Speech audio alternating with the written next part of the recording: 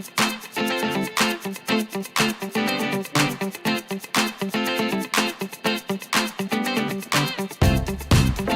good morning, everybody. This is dear Mama Sal on a chilly but beautiful Tuesday morning. It is 3 degrees here in southern British Columbia, which would make it the equivalent of 38 in the States. So definitely on the chilly side, but pretty. Really pretty. I wanted to start off today talking to you about, I don't think I mentioned it yesterday, but I could be wrong, what happened to me when I got in the car yesterday. And if I did mention it, forgive me for repeating it, but it really was a comedy of errors. I managed to get in the car and I couldn't get my gear shift into reverse. And I tried everything that I could think of. And, you know, I was even looking to see, could I take the gear shift apart and find out why it wasn't working? Because, you know, I have that sort of a mind. And luckily, there wasn't an obvious way of doing it, otherwise I would have done it.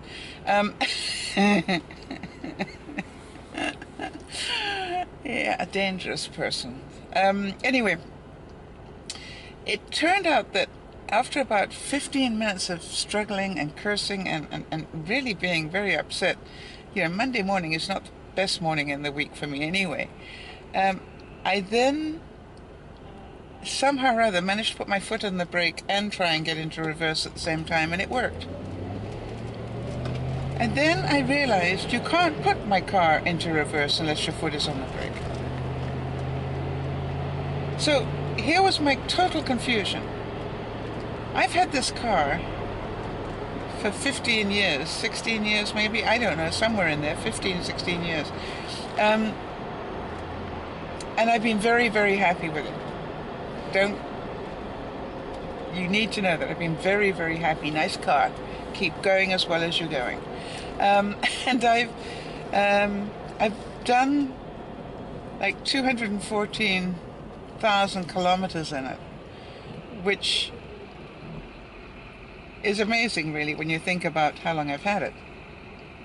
So, and it looks pretty damn good both inside and out. I mean, you would never know it's as old as it is. There are a couple of telltale signs, but the design being one of them, I guess, the shape of it dates it. But it's like, I really love it.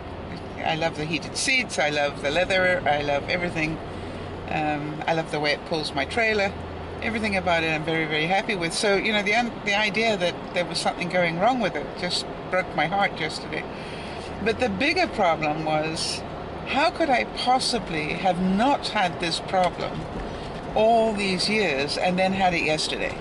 In other words, what was not clicking in my mind on a Monday morning that I did not put my foot on the brake in order to engage reverse? Now, I'm hoping that I'm not the only doofus out there in, you know, YouTube land. I'm hoping that some of you have done some really stupid things this week or last week, and if you have to think back to last month, please somebody help me here, because I really did feel so incredibly dumb. And then of course I forgave myself because I had a vlog to do, but it was just like, really? How could I do that? Anyway, so I hope it gave you a chuckle. How could such a smart lady be so stupid? It's because she is so cute. Thank you for all the cute comments. I really must say I do enjoy waking up in the morning and reading the comments most of the time. Very, very, very occasionally I go, really? I woke up for that comment. But what I wanted to talk about today, I was thinking about this when I was putting my makeup on. What should I talk about today? And I thought, you know, I thought I'd talk about role models. because I'm pretty sure that by now, those of you who are pretty regular watchers find yourself in situations and probably think, what would Sal do now?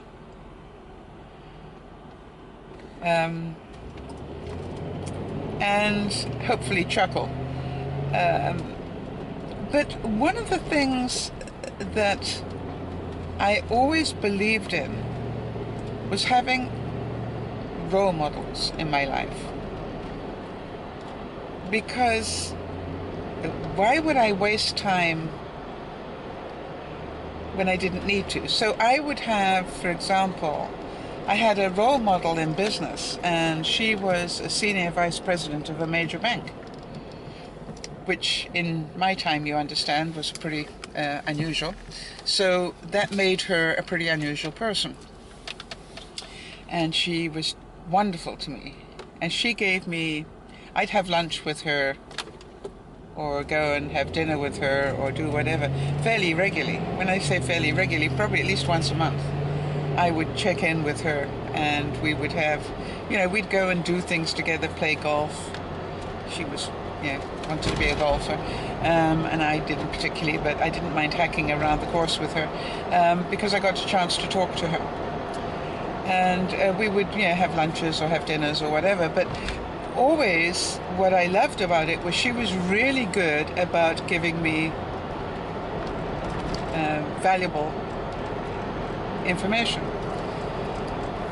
When I say valuable information, she'd give me practical stuff that you can, normally you only learn by experience. And she would, I would say to her, if you were in this situation, what would you do? And she'd tell me. Or if you were having this problem with a boss, what would you do? And she would tell me. And the incredible thing is that because she was so unlike me in many ways, when I say so unlike me, how do I mean that? Let me think. I'm a, as you know, a pretty, what would the word be? Spontaneous person. In lots of ways, and yet I'm pretty guarded in others, and so maybe spontaneous isn't the right word, but my personality is up front, sort of, I wear my heart on my sleeve. If I'm not a happy camper, about it, and so forth. So, and she was the opposite. She was very controlled, which is why she was a senior vice president of a bank, no doubt. And she was very measured in her responses. And so it was an interesting thing, because if you like, it supplemented my personality. I'd go, yeah, but I want to go out and take this guy and shake him by the neck. And she'd go, yes, you could do that, but it might be a better idea to do A, B, and C. And so she really helped me in a lot of things. And I cannot tell you how much I valued that. When I was going to buy property, for example, I will always remember she said to me, your temptation will be to buy the biggest house you can in the lowest, probably one of the lowest income areas you can, because you want the biggest bang for your buck. That's human nature. And I said, yes. And she said, don't do that. I mean, it's your choice whether you do it or not, but it would not be my recommendation. So I said to her, what would be your recommendation? And she said, buy a shack in the most expensive part of town. And I went, what? And she said, if all you can afford is a shack, buy a shack in the most expensive part of town. And she said, and somewhere between those two is probably your ideal house. And I didn't get it for the, what she was getting at until I realized she was saying, don't let your ego overstep your investment.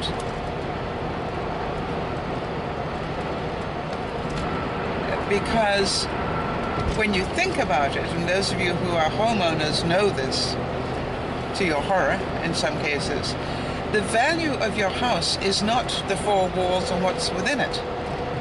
The value of your house is that idiotic piece of ground on which it stands.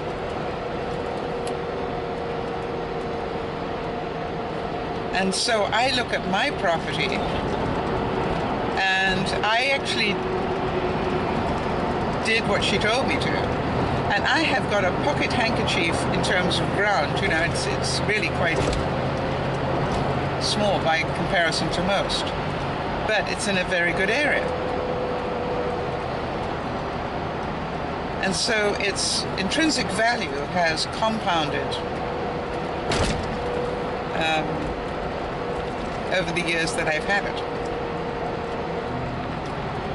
So thank you very much. I was very appreciative of that bit of advice. All right, so from other, if you haven't got a role model, I would really suggest you get one. It doesn't matter whether you're a stay-at-home mum or whether you are working or whatever. You can still get a role model. The other thing I learned from my role models was, as you know, I'm a bit of a news hound. And that's what I learned. Almost every successful person I ever met, when I listened to the news, when I had lunch with them or when I had a conversation with them, they'd always bring up something in the news. And I felt like an idiot if I didn't know what on earth they were talking about. So I learned to make sure that I checked the news. And it's one of the things I always tell the young people who work with me. I don't care if you just get the headlines. Know what's going on in the news. The young person that I'm busy working with to do his university interview, every week I ask him a news question to see if he's been watching the news. Because what if in the middle of the interview they ask him a current affairs question about something that's big in the news at the moment? So I learned that from the successful people around me. Always know what's going. You don't have to be in depth. Now I know that some of you are going, gosh, I hate to watch the news because it's all negative. That's a very fair point, and especially this morning when I heard that they think another 100 people have been kidnapped by the Boko Haram or whatever.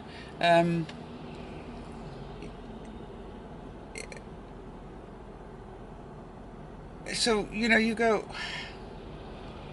yes, it is negative, but, just because it's negative doesn't mean you shouldn't know about it. And now the trick is, how do you take that information in and not, dwell on it all day long? It's the same as everything else. You need to put down your boundary. Yes, I can hear that information. Yes, it's pretty darn shocking to hear, but will I spend my day with it? There was a major train crash in Oxnard, in California today.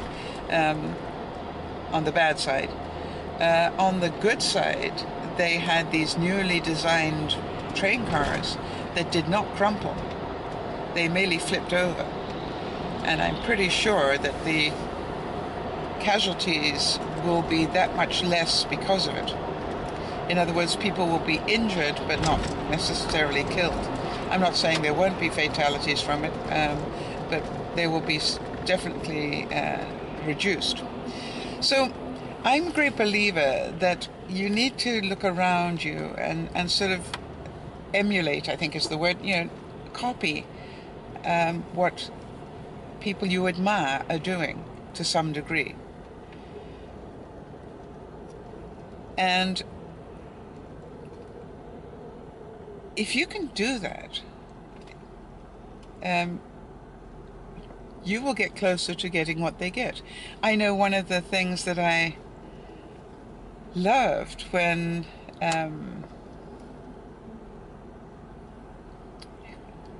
who was it that started? Leah. When Leah started her channel, and I'm delighted that so many of my viewers, have taken that step to start their own channel. But one of the things that she realized was, doing it once or twice a week brought you this.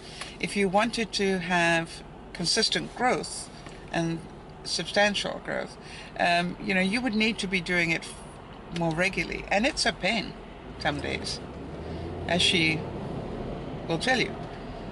But you do get to build a faster channel. And again, I spent many moments with her going, by the way, this is going to take years, not months. And that is, I think, shattering. Most people think you join YouTube, you become a YouTuber, and you make money. It isn't like that.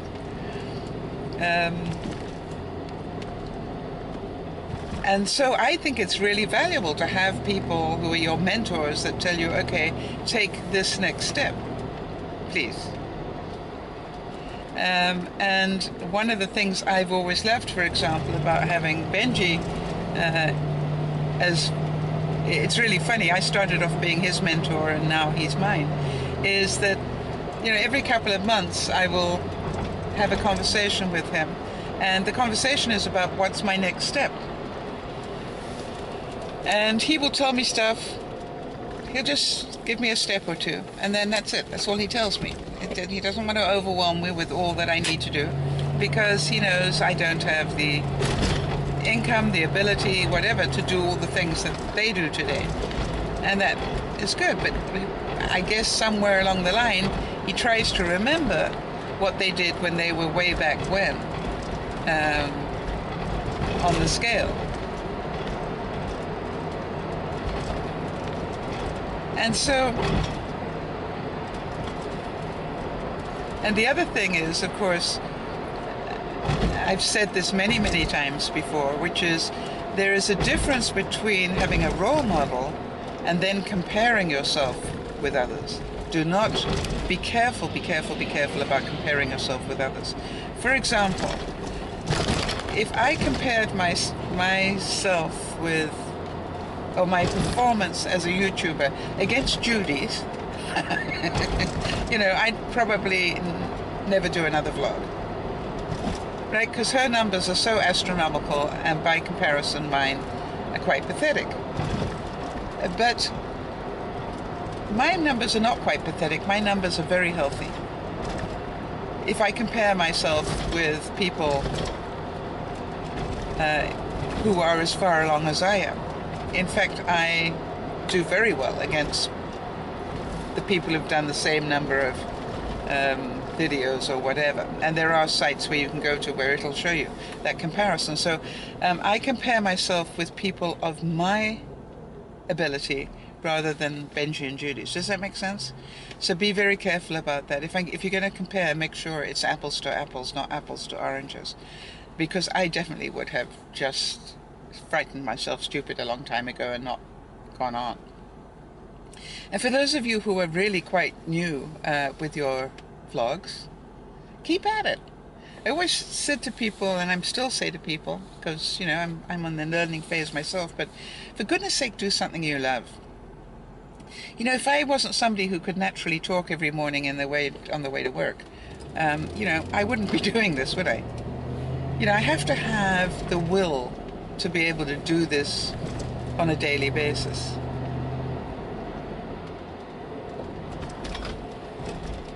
You know, it has to be something that I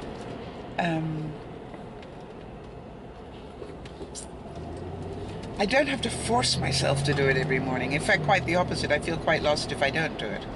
I did it one day. I went to work without, I can't remember why, battery was flat or something, and I actually went to work without recording anything, and it was like, I was so lonely because I wasn't talking to my peeps.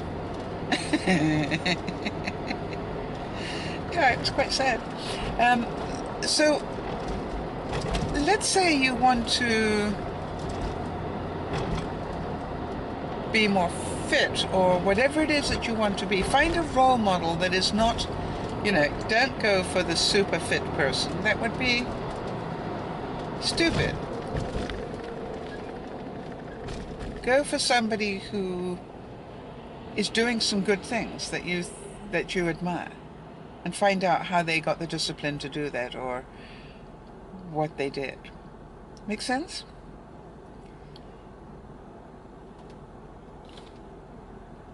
And the other thing is to remember that you can get all the information you want.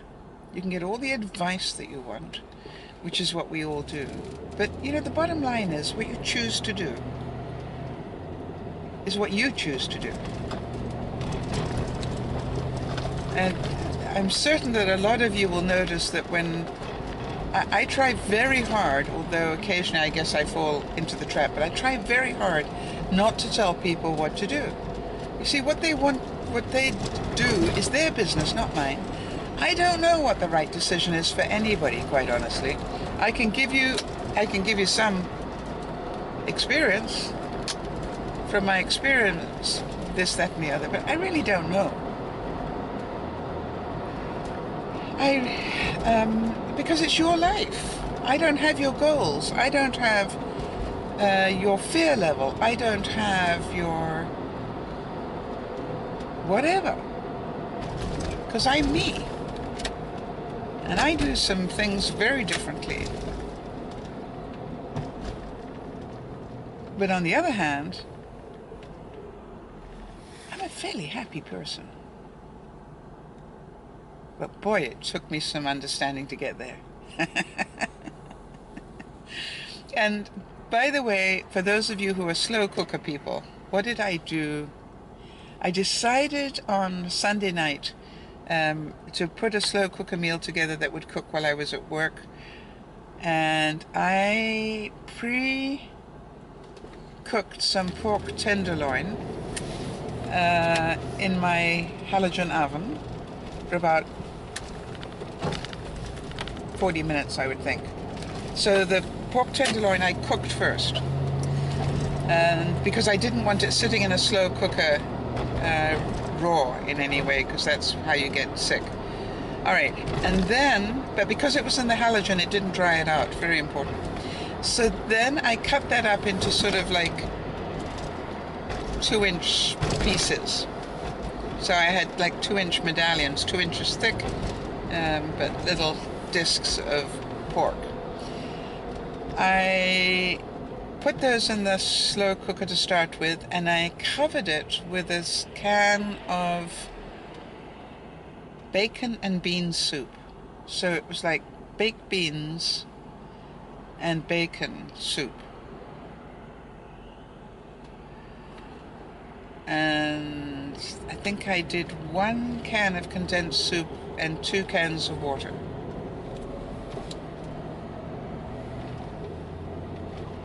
I then covered it with leftover vegetables from the week. So that would have been celery, peppers, leeks, green onions, all sorts of stuff like that. I just chopped those up and put it over the top of that. And by the way, I chopped all this up the night before. And so when I got up yesterday morning, I just layered it, put the lid on, turned it on. Anyway, so then over the top of that, I put nothing. Oh yes, I did put some seasoning in there. Whether you put beef stock or whatever you use for seasoning, I put in some Bovril. Liquid Bovril, which gives it a really nice taste. And by the way, I didn't have beef, so I put chicken in and it tasted wonderful. And then I set it for 10 hours on low. I want to tell you, it fell apart. It was like pulled pork. It was so tasty. And I actually served it with fresh pita bread for dunking, because I do like a dunkable meal once a week. And that was my family meal, and I sent the rest of it downstairs so everybody could enjoy it, and it was really, really good. On that very pleasant note that has now made me very hungry, remember to have a role model in your life. 1 or 2 is good. If you can find more, even better. And most of all, remember to help one another. This is dear Mama Sal saying bye-bye for now.